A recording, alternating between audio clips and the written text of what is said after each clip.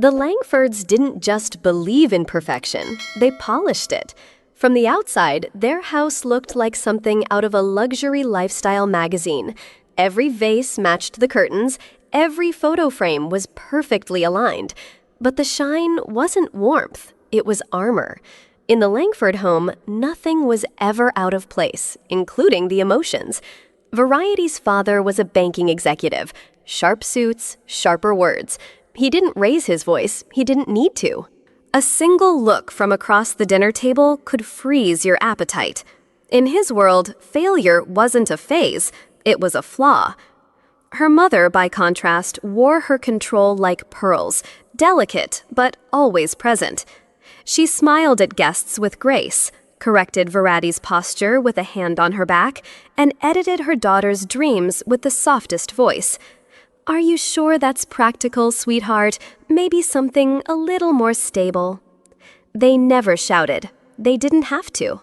Expectations hung in the air like perfume, and just as invisible, just as suffocating. And then there was Clarissa, the golden child, the one who color-coded her notebooks in 5th grade, who had ballet recitals and braces that came off early, who wore white dresses without spilling and spoke at 12 like she was already being coached for a press tour. Clarissa was the Langford ideal, polished, perfect, and always on time. Variety wasn't jealous, not exactly. But in a house where love was measured in achievements, being different felt like being wrong. She wasn't rebellious, she was just curious. She liked questions more than answers, code more than spreadsheets, dreams more than guarantees. But in the Langford home, curiosity didn't get you clapped for, it got you corrected. Varity Langford never shouted to be heard. She didn't need to. Her silence said enough. And in a family obsessed with image, that silence was deafening. She was drawn to the messy side of brilliance. Algorithms, late-night coding sessions, whiteboards filled with what-ifs. While Clarissa was polishing presentations, Variety was deconstructing ideas. She didn't want a corner office with her name on the door. She wanted to build something that hadn't existed before. That terrified her family. "Startups," her father once said, eyebrows raised like he'd heard a dirty word. "You mean like apps? Those fail every day." Her mother chimed in with a softer blade. "Maybe get experience at a real company first, sweetheart. Somewhere with structure." Structure. That was the Langford drug of choice. But Varity saw structure as a cage. She didn't want to climb someone else's ladder. She wanted to invent her own staircase. At dinners, she sat across from Clarissa, who recited promotions and praise like a press release. VP of Brand Strategy, top 30 under 30, guest speaker at Wharton. The applause always came at the same volume. Variety would smile, nod, take a slow sip of wine, and quietly eat the meal she brought, nothing to celebrate. Her own updates were brief, buried under napkin folds. Still working on something, she'd say, nothing big yet.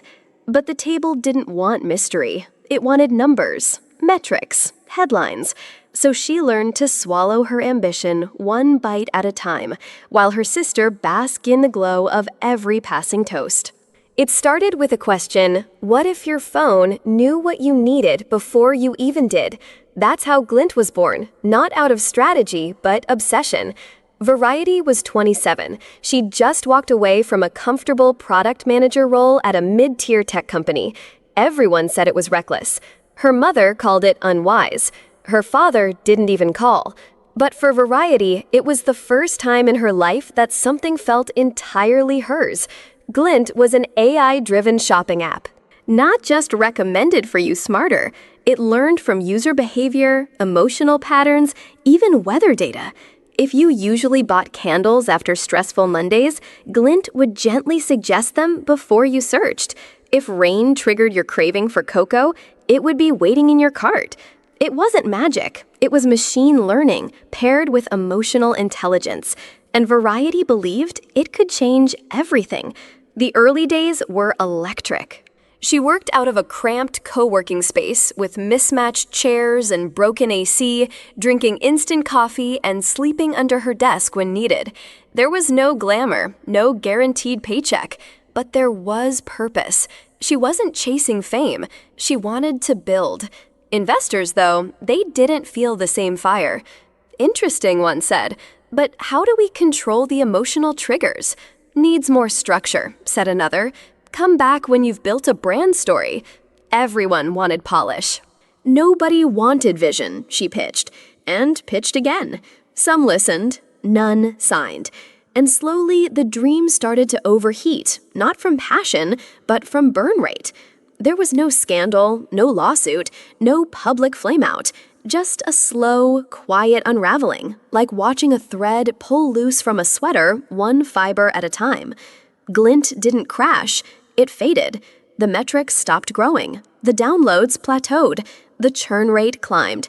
Investors ghosted. Partners flaked. People who once replied within minutes now took days or never responded at all. Varity kept going. She poured herself into it like it was oxygen. 18-hour workdays. Weekends blurred into Wednesdays. Power naps under her desk. Another version of the pitch deck. Another tweak to the algorithm. Another round of waiting for someone, anyone, to say yes. But no one did. And as the numbers dried up, so did the confidence. Not just from outsiders, from inside her own circle. Friends stopped asking about the app.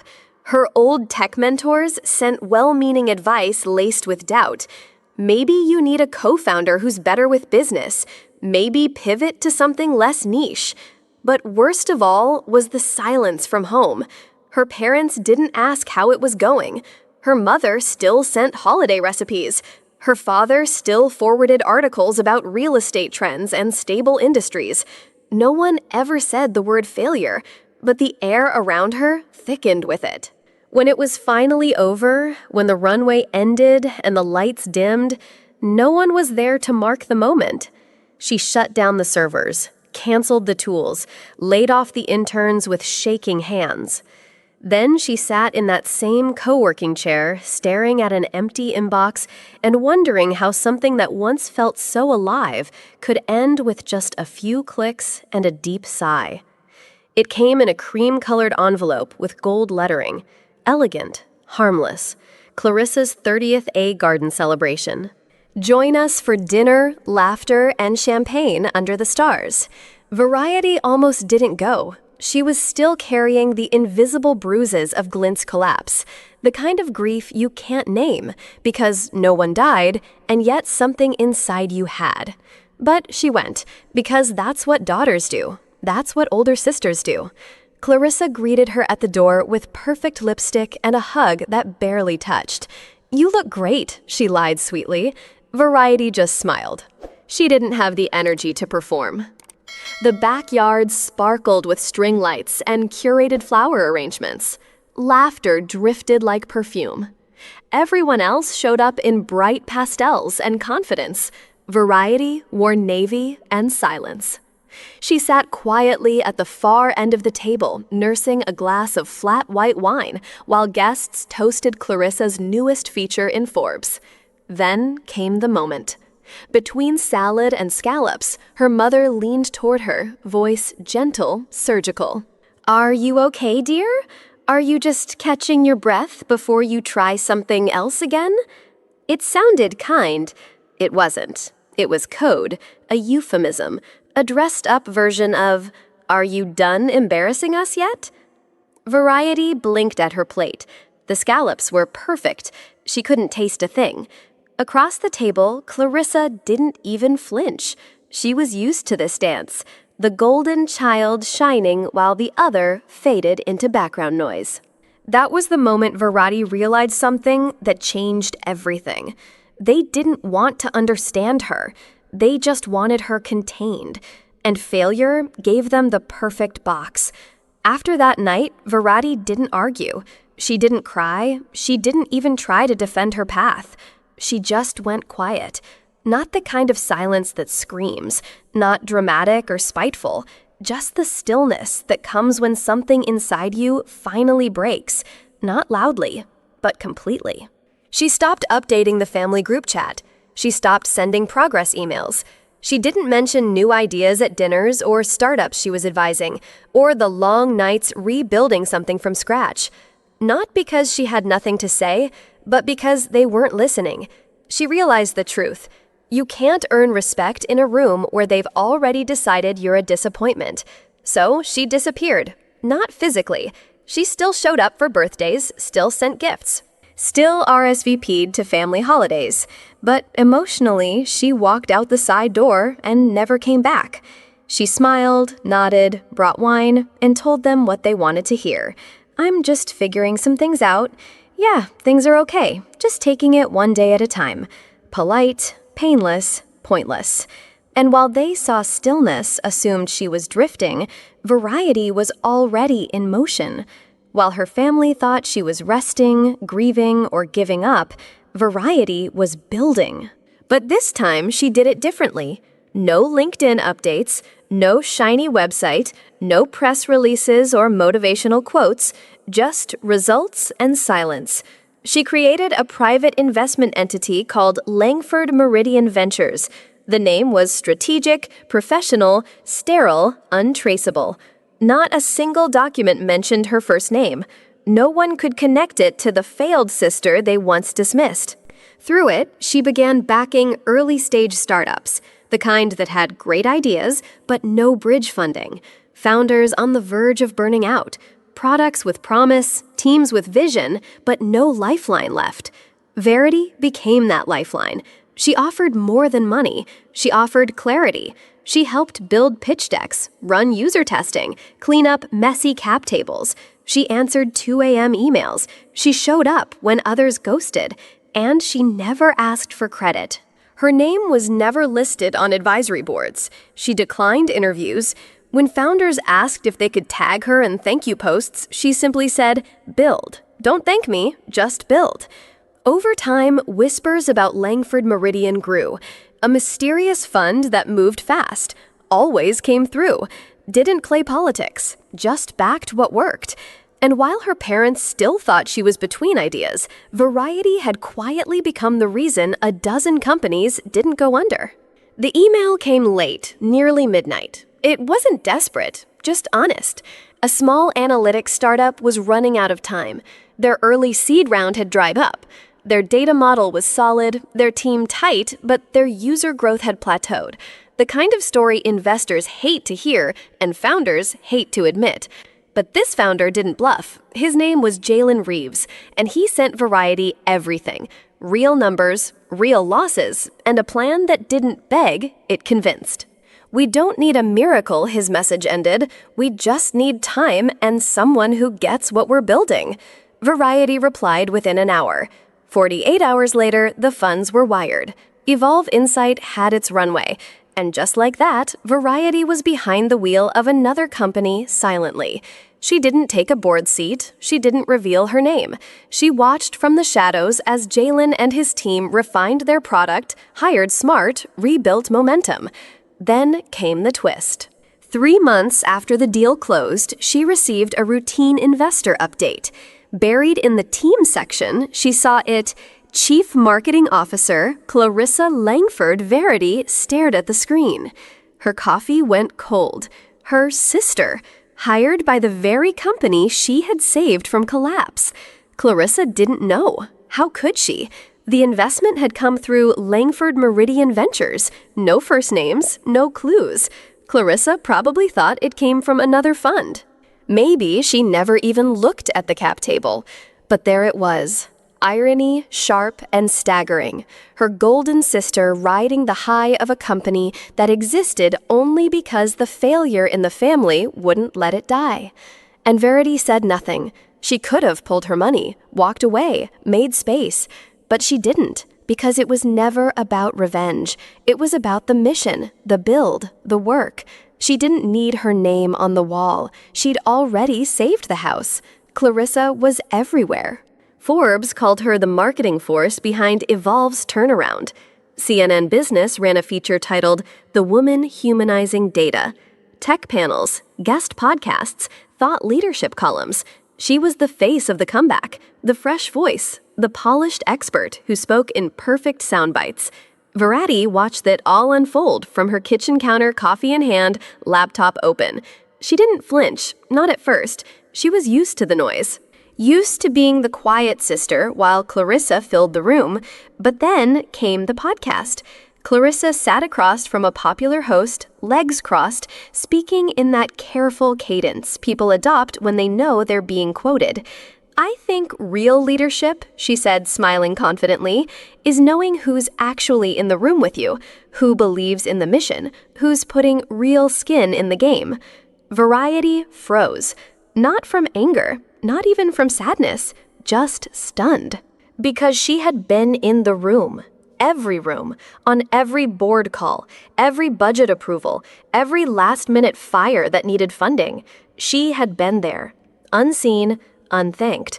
And now the sister, who never once asked where the money came from, was preaching about real leadership to a million listeners. Varity closed the tab, not because she couldn't handle it, but because she no longer needed it. She wasn't invisible. She was watching from the only seat that mattered, the one holding the weight of the company Clarissa was standing on. The envelope was heavy black with silver foil, like something meant for royalty. Inside, on thick cardstock, the words shimmered, "Evolve Insight, a night to honor visionaries. Join us in celebrating the partners who believed before the world did." Variety scanned the guest list. Her name wasn't there, not even once. Just Mr. and Mrs. Langford, +1. A nod to family, not to contribution. She let out a quiet laugh. Of course. She wasn't meant to be seen, just seated politely somewhere near the back.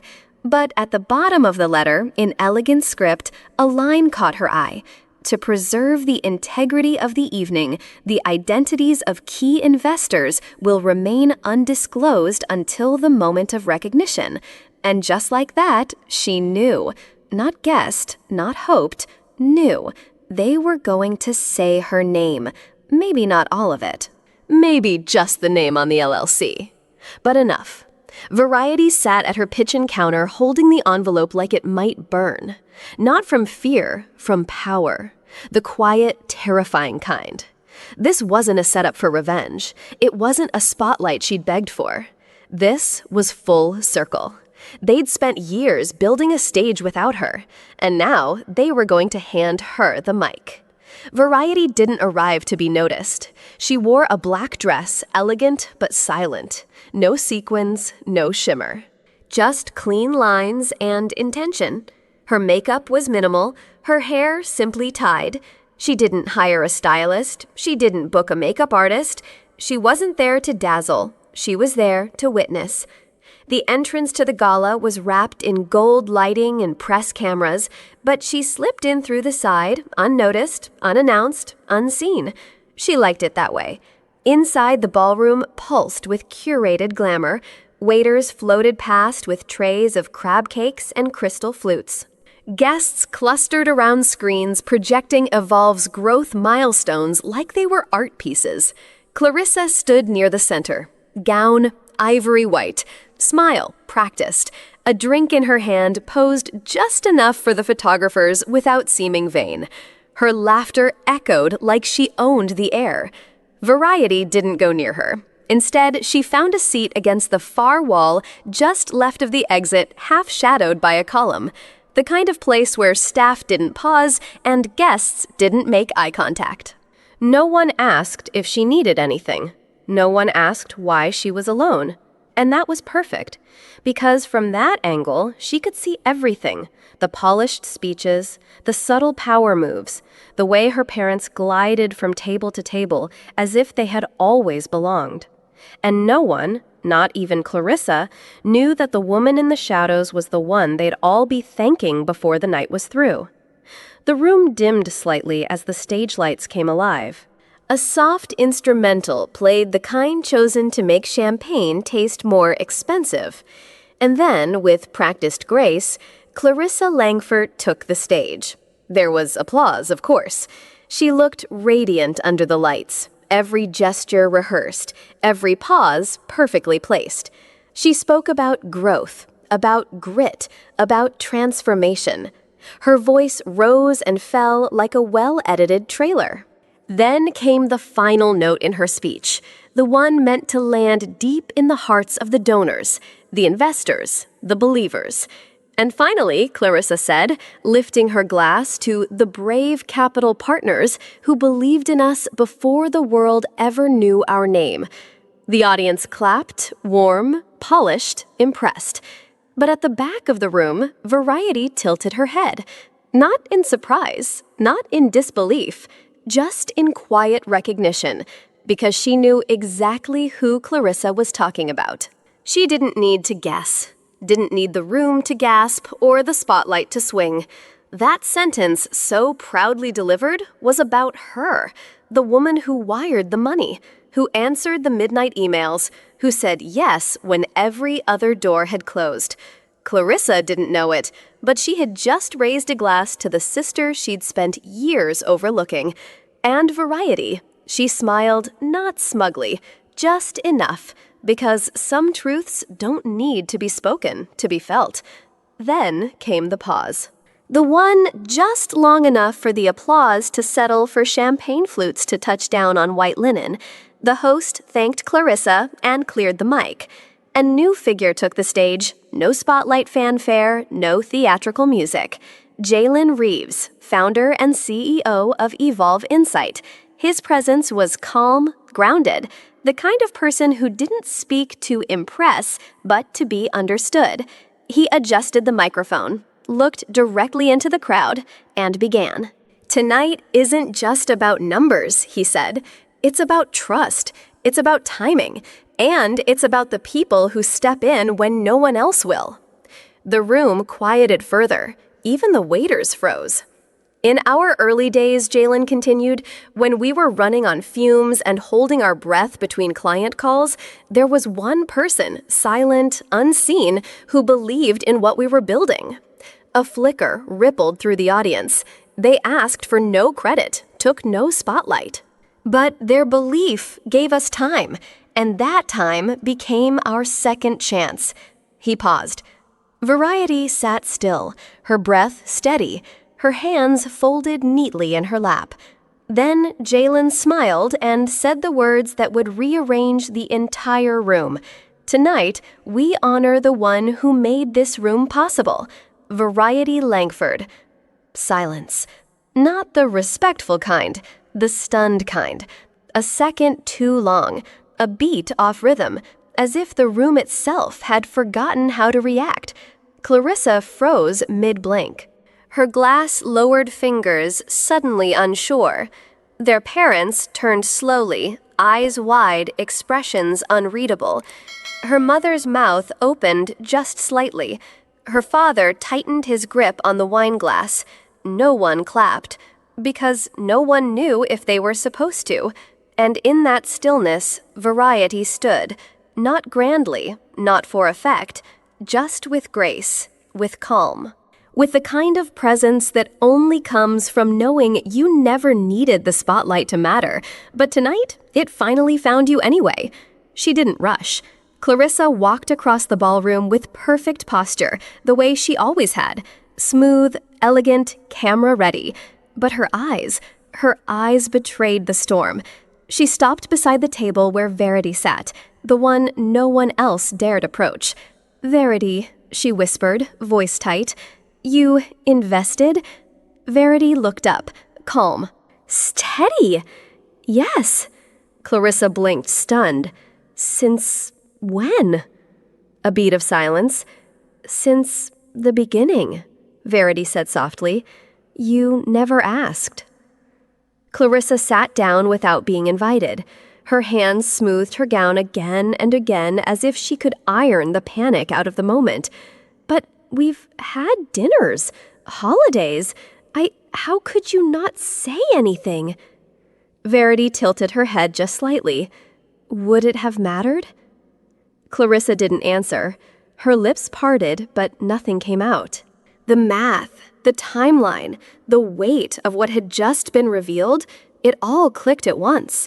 All the praise she had received, all the meetings, all the confidence she wore like perfume, build on the foundation of her sister's silence. "You really put in that much?" she asked, barely audible. "More than the rest combined?" Varity nodded almost imperceptibly. "I didn't want to be seen. I just wanted the work to survive." Clarissa's face fell just for a second. The sister she'd written off had never stopped showing up, just not in the way anyone expected. Clarissa leaned in, her voice sharper now, urgent. "Do you even realize what this looks like? You let them think I did this alone. You let them think you failed." Variety's expression didn't change. "I didn't let them think anything," she said calmly. "You did." Clarissa blanked. "What?" Variety didn't raise her voice. She didn't need to. "You let people believe I was a failure." "I just didn't correct the record." Silence.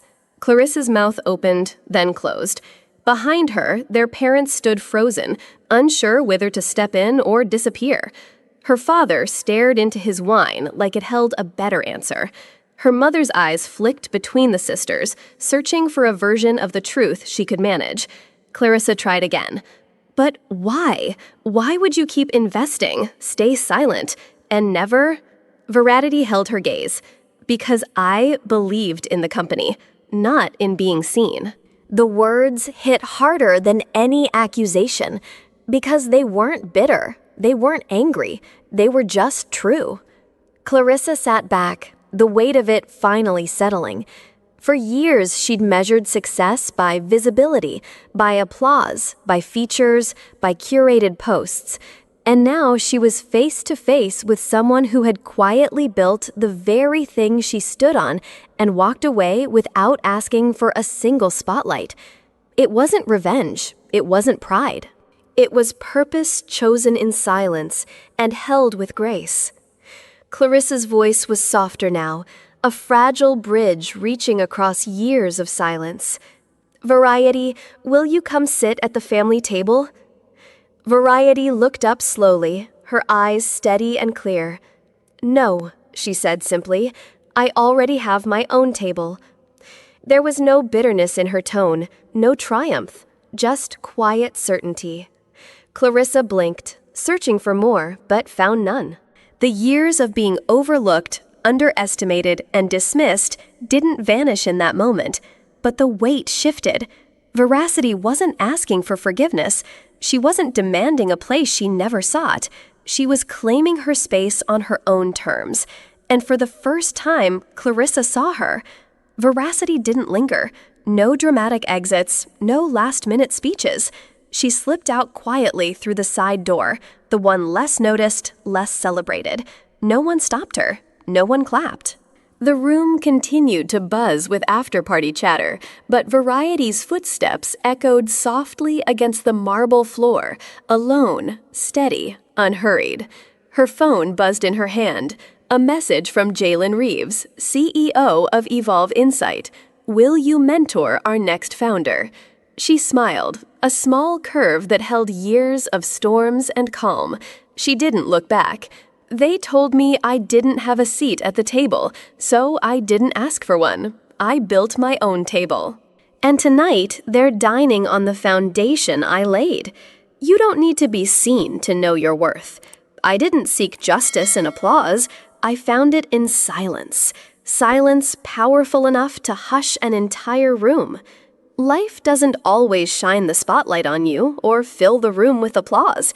Sometimes real value is built quietly, step by step, unseen by others.